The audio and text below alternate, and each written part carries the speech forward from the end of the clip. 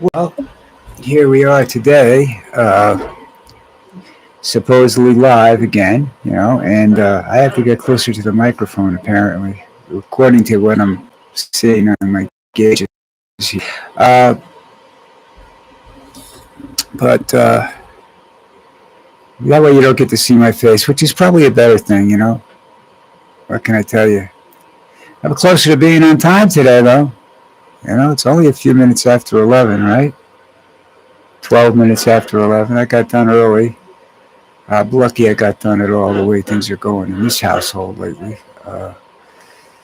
Nothing goes smoothly anymore, folks. Sorry. It's not your fault. It's just something that I have to deal with and I have to try and straighten out. Not going to happen anytime soon, anyhow. So listen, because I have to get out of here soon, anyhow. I have to take Lucy for her shampoo and haircut, and I got to get her ready before we go. She can't go down there looking dirty. It's scummy. She will by the time we get there, because she'll roll around in the grass. She'll do anything not to have her shampoo done and everything like that. But anyhow, as I'm sitting here, it wasn't really. Trump is losing his mind. Uh, they're forcing somebody out of Homeland Security, a spokesperson, which is, good, bad, who knows. There's a lot of things going on there. I'm starting to get really upset about the Epstein things or Epstein things, whatever you want to say. I call them Epstein, screw it. The reason I'm getting so upset is because I see all these reactions all over the world, and the United States is sitting there with their thumb up their ass, the government. And half those older guys in that Senate, and I don't think there's that many really old people in Congress, but if they are, they're usually from very rural conservative areas, and I doubt that they would be involved in that, but you never know. It's it's time, people. We know Trump's been involved in it, whether to what degree nobody's saying, but he hasn't been exonerated, as he says, because he exonerated himself, because he believes he's the president, and if he says he's exonerated, then he's exonerated. And that's not exactly how that works, but that's what he's doing anyhow. Oh, what are you going to do, though? This is just another bullshit thing going on in the world. So let me ask you, what's going on with you? What's new in your areas? I see most of my friends here are from, it looks like England or Wales or that part of the world, or Europe. Not so much. Look who showed up. You think I'm late. Look at her. And she's immediately going to go take a nap because it was so much of an effort to walk from the bedroom to here, right? Huh? Right, Lucy? Yeah, you're a good girl. Yeah, you're a good girl. Lucy's got this habit. If you talk about her and you look at her, she'll wag her tail 100 miles an hour. She's just, Lucy. What do you think, Lucy? No? Yeah, see? She does it. She's just happy. She's just happy when she hears her name and she knows you're talking to her. I'm not sure how good her hearing is right now. I don't know how to test it, because I don't want to hurt her. And, getting my wife to say, call the vet, it's not going to happen. She has two different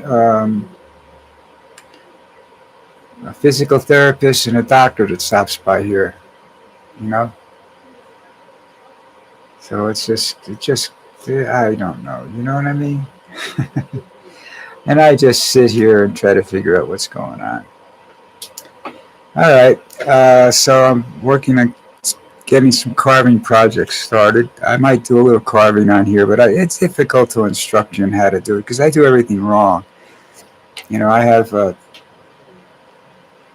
my way of doing things is rather difficult, and most of these people will start off, well, first you take it to the bandsaw, because they make carving a wood project. You got to have a shop. A lot of these people that instruct this stuff, you really need a shop someplace to be able to carve, because you've got to cut wood to a pattern and then you carve it.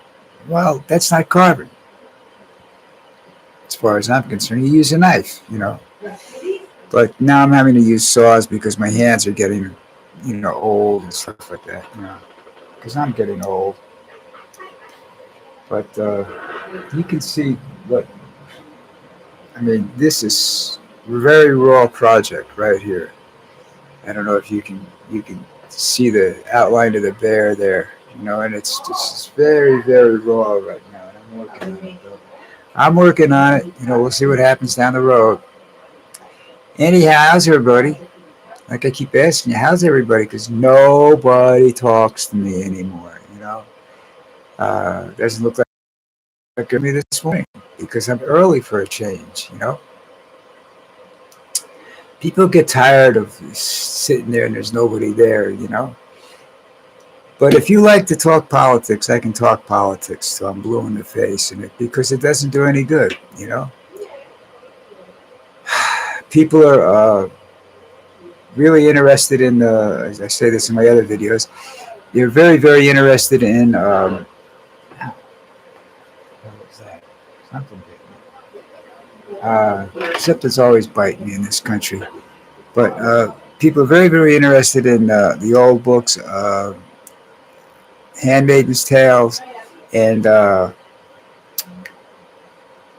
George Orwell's 1984, because they're what do they call utopian societies, and they're pretty much what's going on in this country, or were written at different time periods, but basically the same thing that's going on now is going on then. We have actually more, technical devices and whatnot. To think that you not being watched or you can't be watched without your knowledge is a fallacy. They've got uh, satellites up there that can pinpoint where you are, and you be outside, and they can see you walking around, walking your dog, or whatever it is you're doing. Uh, and if they want to take you out, they could take you out. So far, they haven't assassinated anybody yet, but they have arrested and beaten, and well, they've shot a couple of people. I don't know if killed a couple of people they shouldn't have, because they don't know how to react properly. And let me explain something to you. I went through a lot of training when I was much, much younger, and you think you're ready for everything. Uh, but have a gun pointed at your head and see how you react. You're not gonna kung fu the guy. That's nice in the movies, but the way things work today, uh, I wouldn't try that if I were you. A knife, that's a different story. If you're well trained enough, you want to take a chance. But know this: that most people that do knife fights on any regular, have had a knife fight in their life, have scars. Okay, that's just you're gonna get cut. You have to be able to stand the sight of your own blood. That's just the way it is. I mean, you can't. Nobody's that good, unless you're sneaking up behind a guy and slitting their throat. That's a different story. That's a whole different program, folks. Not here, okay? Um, but I don't think that even if you're trained, like I was, and I said it was just that it scares the living shit out of you. You don't know what to do. Um, and I can see guys that are armed pulling the trigger. I watched the guy, cop, had to testify in court about this. Uh, some of the things that happened, I left some things out because I didn't leave them out. They just asked me the right questions, and you don't volunteer information before a grand jury. When I was before a grand jury in a shooting of a police officer an Italian police officer against a black man in Newark, New Jersey. Trust me. Now, to what the kid said, the witness that they had that the story that he told, he never showed up in court. Now, I don't know whether they got to him or he decided not to show up, because he would have been somewhat contradictory. He, but I don't know where he was either. I never noticed him until at the end of the situation. But he was supposedly there. I don't know what happened. But more than likely, the address that he gave them wasn't any good, and he couldn't get notified at the time he was supposed to be there, or something like that. That's how they do that. They make a mistake in the address when they write it down. But anyhow, the story goes: this guy, uh, he had why he did this, I have no idea. But he stopped this black guy. He got out of the back seat of my car, stopped this black guy because this black guy had a knife in one hand and a pipe or something like that, some staff, short metal, in his other hand, and he wouldn't stop walking towards the cop. He had him up like this, and I don't know whether he was putting his hands up or he was coming after the guy. I said he's up like this, and he wouldn't stop coming at the cop. Okay, now that's my remembrance of it. Could be wrong. And by this time, this is many, many years ago, so I'm not really sure if that's what I saw or not, but that's what I testified to. And that bothered me for a while, but, I stayed away from those people after that.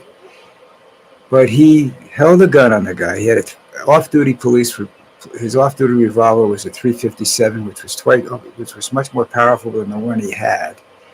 I don't know whether they ever recovered the bullet that went through this guy that he shot, but he didn't shoot him like that. He shot him like that, and he jerked the gun, caught him in the chest, blew his little hole going in and big hole coming out. And the cops and everything that were there threw up, and I didn't. I don't know. That makes me a sick individual or what have you, but wasn't the first body I'd ever seen. But the cop got away with it, and then back then cops could get away with anything, and that's the way it is now. They're going back to the. Let's see. I started working for them in 73 or something like that. And that's when I ran into this kid and everything like that. That was just like, it's an experience, but you're not ready for that. I don't care. This is a cop that wasn't trained properly. He was a black belt in karate and judo. He could have taken, this guy was stone drunk or something anyhow. He wasn't, so he could have taken this guy easily by hand without hurting him, just smash him across the face with a gun without getting hurt, because the guy just wasn't moving that fast. But he chose to shoot him because the guy wouldn't stop, and I don't think the guy understood what was going on. But and I think the guy just wanted to kill somebody. He was a psycho case, That's a well-trained person reacting badly. No matter how well-trained you are, you go into certain situations you're not going to be ready for them, And police officers will tell you this if you talk to them, If you pull your gun, you must be ready to use it, and you have to know what you're doing. Otherwise, you're going to cause more harm than good by pulling your weapon.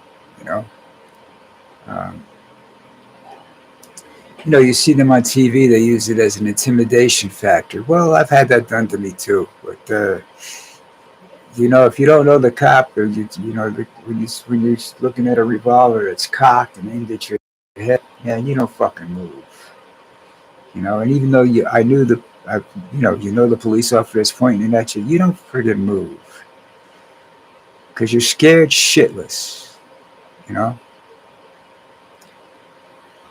And that's what happens, But I think that's a big problem with our police forces and Homeland Security and whatnot. There's so much going on. They're scared, you know. And when you're in a situation that's all noise, and crowd situation, it's all noise. People are yelling at you, "You white motherfucker," this and that, black son of a bitch, that. And you hear it, and the problem is when you hear bang, everybody starts shooting. And there were other shots fired that besides the ones that killed the one guy or the one woman or whatever. There were other shots fired because people panic. That's just it's there's a terminology for it which I can't remember, where everybody starts shooting, and that's all right, enough of that.